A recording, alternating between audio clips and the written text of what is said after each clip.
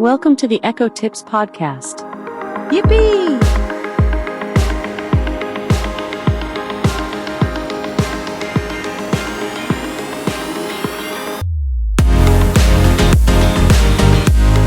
Here's a sneak peek into what we're going to cover in this week's episode of the Echo Tips Podcast. Hey, I kind of really love that summary. Can you repeat it back to me, but do it in the style from a sassy pirate speaking? Aye, matey. You want that Vanguard Access text scrawl summarized again, do you? And you want it with a bit of pirate sass. Well, hoist the colors and listen up. Ahoy there, me hearties. Listen up, because this here missive from Vanguard Access Tech be a treasure map of tech for the blind and vision impaired savvy. They got this Echo Tips podcast, see? Well, hello, and welcome to the Echo Tips Podcast. It's good to have you listeners, the new and the returning listeners as well. I had an interesting point brought up to me by a student, and I guess it's something I wanted to address, especially since we're about to have our Amazon event here on the 26th of February, where we're going to hear about more, hopefully, the AI goodness coming to our favorite A-Lady devices. So today's topic of sorts is going to kind of be a recap review of what we know about AI, what we've discussed over this past, oh good golly, going all the way back to September 2023 when Amazon had their event.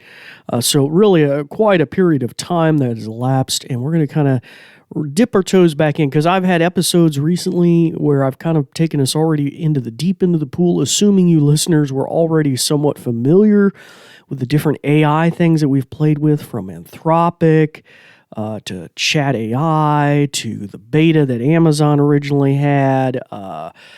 We've played with Annie, the Annie app, Call Annie app. We've played with Gemini. We've played with just so many skills that had AI built into them. So we're really going to, at a high level, kind of reboot and regroup for those of you that are going to be listening to this event or hearing follow-up conversations from me about this event, and really what we're going to be getting, hopefully. So at a high level, we're going to talk about what does AI really do for our A-Lady devices? What are maybe the three core things that I want to pull out and talk to you about today? We're going to talk about the conversational nature, the voice qualities that are possible because of AI and the way that it sounds much more natural. And then lastly, we're going to talk about a concept that is relatively new and developing, and that is the agentic component of AI. That's related to its ability to do more than just talk to us, but potentially to do things, to thread itself into procedures or carrying out activities or home automations and things like that. So those are going to be the three core components that are going to kind of give you guys a rough sketch if you haven't kept up with everything else that we've been discussing related to AI and our favorite Amazon lady and what we're hoping going to happen with the A-Lady devices. Okay. All right. So before we delve into that, first, I'd like to welcome you new listeners to the Echo Tips Podcast. I am the host. My name is David Ward. I'm a technology instructor with a specialty in assistive technology training. And I'm also the owner of the Echo Tips Podcast and another podcast I do called Next Gen Access. Now, this particular show is a weekly show, now in its 7th season, over 330 episodes. We have a huge back catalog for you new listeners. So in particular, often new listeners are looking to solve a problem. And if that is the case, I would encourage you to go back and check out our back catalog. That problem could be related to security. It could be related to home automation, could be related to if you're a parent with little ones, how you maybe want to make sure the Echo is family friendly. We have all that kind of stuff in our back catalog, and you can find a giant list of that on my personal website, CertDoctor, C-E-R-T, doctor.com. Click on blog, and you should find a relatively recent blog entry about the Echo Tips podcast, and starting with episode 0 all the way up to, well, I'll try to make sure it's up to date as possible into the 300s and whatnot. So, and that's a super easy way that you can go back, and you could even keyword search that page for maybe what you're looking for and hopefully find it. But we're a weekly show, like I was saying. We try to keep our shows somewhere between 15 to maybe 25 minutes. Occasionally, we may have an omnibus episode, and that means it's ginormous, where I've probably wedged in a whole bunch of content. Now, those could be helpful for you if you're a new listener, if you're really wanting to get a crash course maybe on the complexity and all the versatility of, say, alarms or reminders or something like that. We have had a few omnibuses about those things where we wedge everything together like a giant sandwich and we discuss all that from beginning to end and all the nuances almost. So by all means, you could check that out as well. And of course, you can find that in the same listing. Okay, well, like I said, welcome to the show. Before we delve into our content in any sort of depth, we're going to go to a brief message about our show, as always, and then we will be right back. Well, hello again. It's my voice again and not somebody else. We would typically have somebody else reading a segment in here like a little spiel about our sponsorship and support over the years. At this moment, we don't have anybody necessarily underwriting the podcast, so we may be reaching out with, hopefully maybe get some sponsorships or something in the future. But for today, I wanted to put a little plug in for another show that I've done called Next Gen Access. Now, this is a very specific niche environment, but it deals with a community that I'm very closely connected with. I'm part of, in fact, and that is the blind and vision impaired community or low vision community. And Next Gen Access deals with all the different software products that we use on computers, tablets, smartphones. We talk about programs like VoiceOver. We talk about programs like Zoom Text, Fusion, JAWS, NVDA. And we get round panel discussions with other experts who use those same products every day, and we talk about what we would like to see next, innovations in the future. So if you haven't heard that, the coolest thing is the latest episode, which is kind of a roundup, highlights of season 1, and that would be a great way to dip your toes in and hear the amazing people and panelists we've had on that show, from Stephen Scott, Sean Priest of the Double Tap Show, to Shelley Brisman of iOS Access for All. That's a powerful book that she's wrote. Robin Christofferson, Darcy Bernard, Holly Anderson from the Mac Accessibility Roundtable podcast. We've had Sam Seavey of the YouTube channel, the Blind Life channel. Carrie from Carry On Accessibility YouTube channel. We've had Illegally Cited, YouTube contributor. We've had just so many awesome people. And so I think if that's something that you're a listener to this show and that fits in your demographic, you might want to really check that out. It's a really amazing show. Okay, that's enough of me talking about that. Let's get back to our show. Okay, guys, well, let's dip our toes into just a nice kind of rounding out of AI brought to our voice assistants. Now, of course, going all the way back for our listeners, so I'm going to rehash some things here. So you guys who have heard this before, you've probably heard this many times, but for our new guys who want to get kind of a crash course, Cliff Notes edition of what to prepare themselves for at the next coming Amazon event, here's a recap of going all the way back. So in September of 2023, the former director of the devices division at Amazon had announced about innovations, and he did an on-stage demonstration of what the A-Lady, that is Alexa, would be like in the future, okay? And as a result, and I could tell you right now, you can shut off the ears of your echoes. That way I can start saying the name. It won't trip up your echoes. And we're going to have some little demos played in here too to give you guys some more context for what I'm talking about. But anyway, so in regards to Alexa, he highlighted some voice quality improvements, a conversational nature, different technologies that would help facilitate the conversational nature, and he promised maybe potentially some agentic properties, his ability to do different things for you, maybe like home automation things and things like that. And so there was a whole thing there. Now, at that point, it's like traveling back in time. There had been other voice style assistants and interactions capable, I think, at that time on apps and stuff like that. But in the voice assistant arena, including the Google Assistant and the other competing products, Siri, not really so much. So at that point, they are all basically at the same keel. They have maybe some AI-ish components, you could barely say that. more or less just pattern matching, I think, at that point. And even the A-Lady today, mostly pattern matching, the classic A-Lady, we could say. But anyway, that they were going to infuse this goodness into it going forward. So there was a beta trial of that in early 2024. I was part of that. There's a lot of segments dealing with that. We're going to probably play one of those segments in. And then we would slowly move forward. There was some delays. There was some fall throughs with the AI engine they were using. There's another company that looks like they're going to be using Anthropic's engine to make it better. But that's a long way to say, what does it do for you? What is the advantages? What do I want that I don't think I want yet, or I don't know if I want it yet? Well, here's the 3 core things we're going to mention today that I think are going to bring a benefit to everyone. And really the biggest promises, I would say, in a way, of AI. And I may be missing something, so you listeners feel free to reach out. The first is going to be the conversational nature, the ability that I don't have to verbatim say something the exact right way. And if I don't say it right, the lady says, I don't understand, right? Or I can't do that, or I don't know what you're talking about.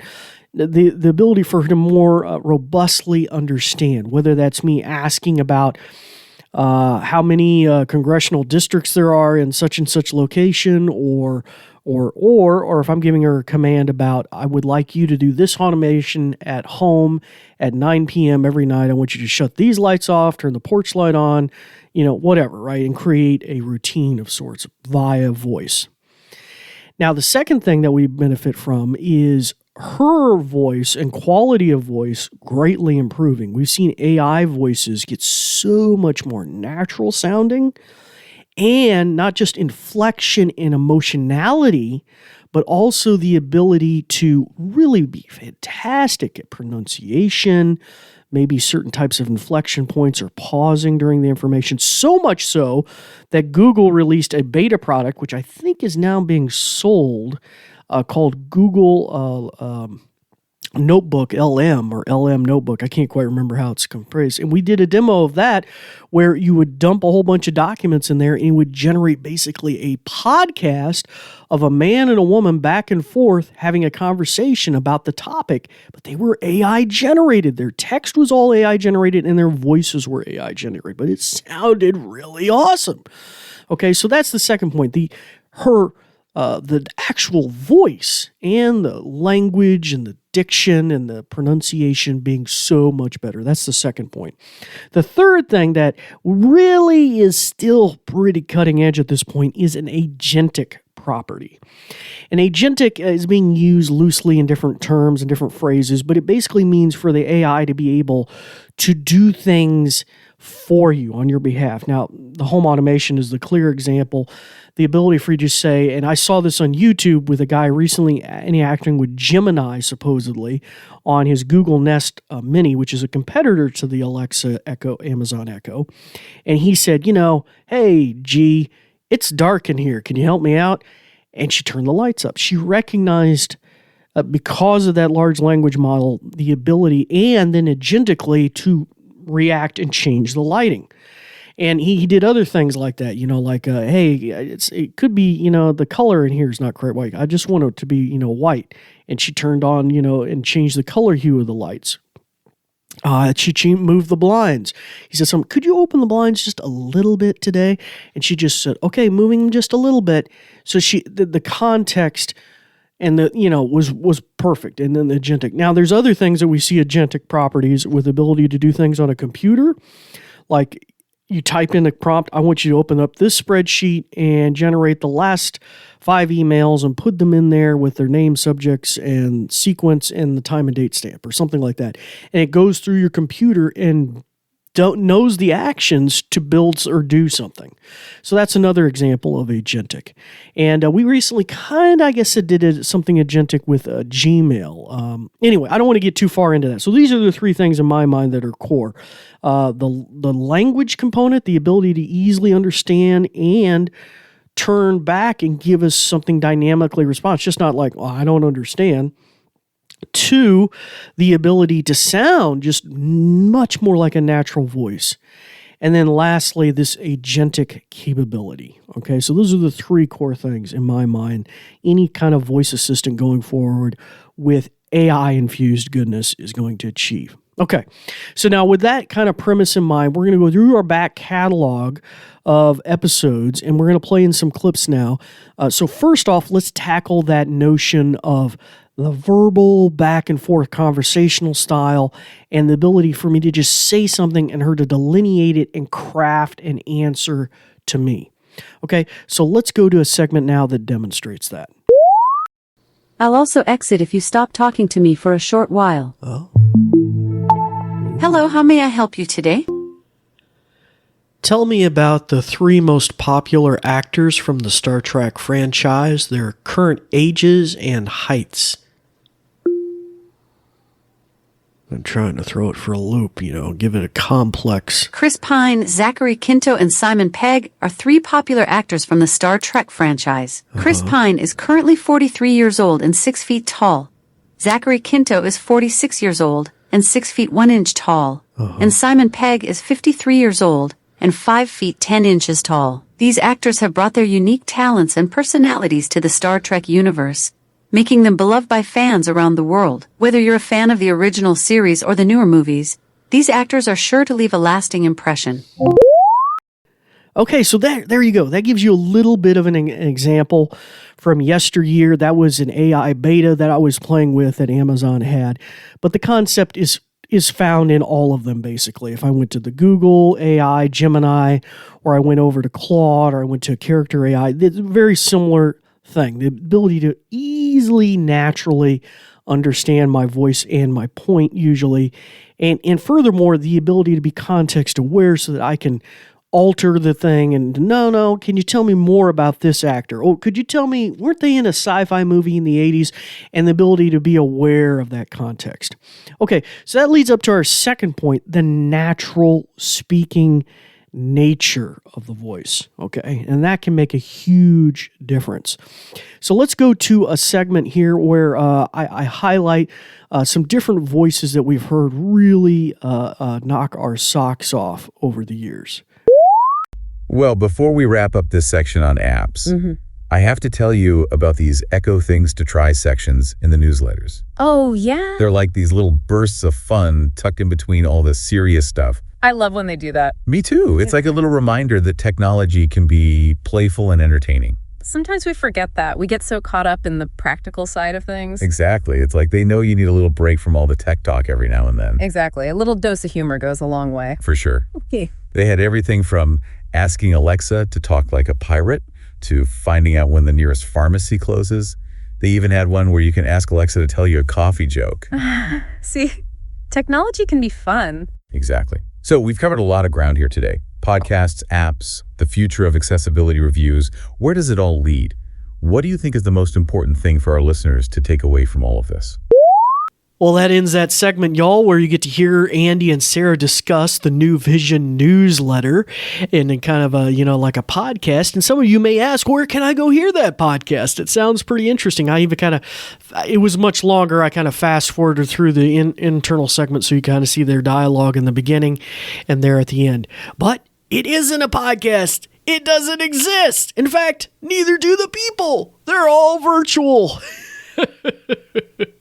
So this is a new beta process or new beta trial run at a product. It's notebooklm.google.com. And you can go to that web address or Google Notebook LM to find out more. All right, lastly, now that we've covered the natural speaking and the voice sound and the naturalness of the voice, and where those AI voices are really going. We had a demo back in 2023, but by God, that's like going back to the Model T. The voices have greatly improved since then. Just amazing things, especially if you go on Gemini or Call Annie or any of the other apps and services out there in the market, third party or otherwise, just amazing improvements. But the last thing we're going to mention in the third wheel of this tricycle that I think is important is the agentic property. And that's where we're really waiting to see some innovations and some kind of really awesome stuff. Now, it's really so cutting edge that we barely have seen anything of it. I have seen a YouTube video with a gentleman interacting with Gemini on his Google Assistant, and it, like I said earlier, controlling the blinds, controlling the lights. So that's a very simple agentic concept. The question in my mind is, could you even go further where it builds routines? Hey, I want you to open the blinds every day 30 minutes after the sun comes up or something like that, and it build a routine. See, that's getting pretty fancy. Admittedly, just being able to understand, hey, I'm cold in here and it knows to turn on the heat in itself is pretty beneficial. But I think the agentic properties could go much further than that. Now, a neat way that I can kind of demonstrate to you is something I discussed in a previous episode, which was I was just starting to play with Gemini on my phone, and I had connected it to my Gmail account. So let me give you an example. Let's go and check this out. All right, so I'm going to ask the AI engine Gemini on my phone here a question, and this might give you an idea of what agentic is capable of doing, but when it acts and interacts with other services. So Gemini is currently connected to my Gmail Google email account. So I'm going to, hey, do you have an email in my inbox that deals with the Vanguard Access Tech newsletter? If so, could you kind of summarize it for me real quick and maybe, I don't know, maybe like 10 sentences or so? Processing. Yes, I found an email in your inbox about the Vanguard Access Tech newsletter. January 2025, Vanguard Access Tech, formerly New Vision, newsletter from David Ward from Vanguard Access Tech, Vanguard Access Tech at Substack.com, received on January 30th, 2025. This email newsletter from Vanguard Access Tech, formerly New Vision, provides updates and information about assistive technology for the blind and vision impaired community, BVI. The email mentions new episodes of the Echo Tips podcast, a podcast about assistive technology. It also includes a link to the latest episode of Double Tap, a podcast about Braille. The Applebee's Unlimited newsletter for December 2024 is also mentioned, which includes reviews of Apple-related devices and apps from a visual impairment perspective. Some notable apps and topics in the newsletter include Accessible Math Match, Blue Letter Bible, and Eldrum, Black Dust, Text RPG. Finally, the email includes a section called Echo Things to Try, with a variety of commands and questions to ask Alexa. Okay, I think it might have went beyond 10 sentences, but that was a pretty in-depth description. So now, just for funny games, guys, we're going to do something cool here. I'm going to ask it another question about this. Hey, I kind of really love that summary. Can you repeat it back to me, but do it in the style from a sassy pirate speaking? Aye, matey. You want that Vanguard Access Tech scroll summarized again, do you? And you want it with a bit of pirate sass. Well, hoist the colors and listen up. Ahoy there, me hearties. Listen up, cause this here missive from Vanguard Access Tech be a treasure map of tech for the blind and vision impaired savvy. They got this Echo Tips podcast, see? Dropping new episodes every Thursday, like clock. Okay, I got to cut that off. All right, so anyway, that gives you a little bit of an idea. But I want you to carry your mind to somewhere else it could be agentically, you know. You could say, hey, I want you to reply to that email, or I want you to forward that email. I want you to print that email. I want you to move that email. I want you to, check that invoice, find the date it is due and the amount on the invoice, and save that to my to-do list. You know, just so many different ideas agentically about what you could do with these new AI-infused voice assistants. So anyway, that gives you guys a little bit of a primer. The three core wheels, in my mind, the three tent posts that hold this whole thing up. It's going to be the natural language, the ability to easily understand the way that I state something. Secondly, I would say the naturalness of the voices are so amazing these days. They sound like people, especially think about those podcast ones. It was just amazing, that the dialogue back and forth. And then lastly, that point I'm making there is about an agentic system, the ability for it just not to be locked in. Like when we did the AI beta that Amazon had for Alexa, it really was locked into it. It just could have a conversation with you. It couldn't even control my porch light. It couldn't interact with my calendar, my lists, my shopping list, what I'd ordered from Amazon. It couldn't do anything. It was basically... it could just data mine stuff, you know, like Wikipedia and stuff, and I could ask, you know, what's the tallest mountain in the world or something like that. Now, admittedly, it was pretty cool in the sense that I could really create, you know, hey, I want to know these who were the three tallest people in this Disney movie, or something bizarre like that. And its ability to distill information down, but it couldn't really interact or do anything. So that's the third point, the agentic capability that we're hoping to hear about with the new Alexa infused with AI, aka supposedly the remarkable Alexa, they're going to name it. Okay, so I'd say those are the three core things you need to know about going into the Amazon event. I think the last one, which is also going to be pivotal, kind of a make or break, and this could really destroy Amazon's reputation, is going to be really the hallucination factor, the guardrails factor. Will it or will it not solicit inappropriate content or something that's of a dangerous nature? And this is something that a lot of the AI industry has struggled with. But we'll have to see where they go. Claude, supposedly, which is going to be the backbone of this, has really tried to fight that effectively, being a constitutional AI, which means it has these precepts baked into it early on that hopefully would help it prevent to do that. So if you wanted to say there was a fourth thing component that's going to be, a make or break, I'd say that's probably going to be the other one. Okay, well, anyway, I hope that'll wrap up this show. We appreciate your listenership. Like I said, you can go check out the other podcast I did, Next Gen Access, if that seems like your kettle of fish.